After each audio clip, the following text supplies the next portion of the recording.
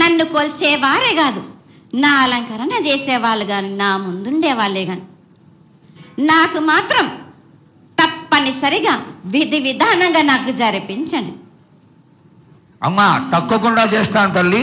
అదే విధంగా గ్రామ పెద్దలు, నగర పెద్దలు, కౌరులు, భక్తులు అందరూ నీకు ఎంతో ఘనంగా ఈ 3 సంవత్సరాల కంటే కూడా 100 రెట్లు ఎక్కువగా భక్తజన సందోహాన్ని ఆలయానికి వచ్చి ఎంతో గొప్పగా పూజలు చేశారు. ఈ పూజల యొక్క సంతోషాన్ని తెలియజేయ తల్లి. సంతోషంగా ఆనందంగా అందుకుని ఏటికొక్కసారేగా అందం బాలబాలికలు సంతోషంగా ఘనందంగా నాకు పూజలు అందించారు. నాకు వారి అందరిని నేను వెంటుండే కాపాడే భారం నాది. అరికాలకు ముళ్ళినట్టే నా ముడి వల్లతోటి బీస్తాను భారం నాది.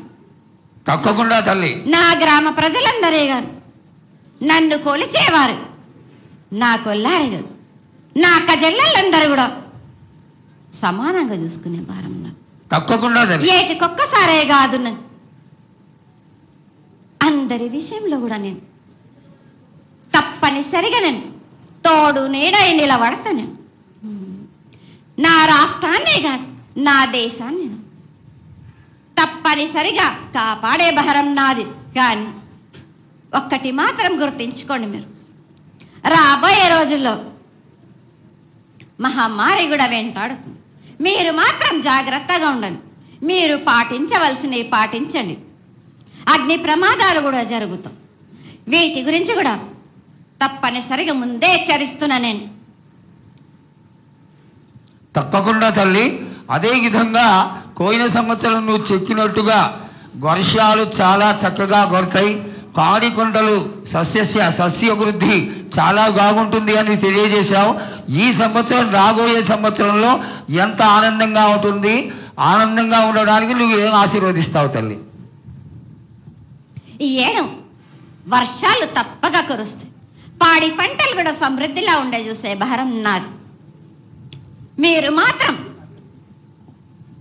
5 వారాలు నాకు పప్పు బెల్లం పలహారాలతోటి కాదు, నాకు ఎట్టి విధంగా నాకు ఈ జాతర జరిపించారు. నాకు అట్టి విధంగా నాకు కొల్లారి నుంచి బాల బచ్చల దగ్గర నుంచి నా ముందుకొచ్చి నాకు కడివడి సాకబోసి నాకు పసుపు కుంకులముతోటి నన్ను ఆనందపరచండి. నాకు సంతోషంగా ఆనందంగా అందుకొని మీరు కోరిందల్లా కొంగు బంగారం చేసే మహంకాళిని నేను.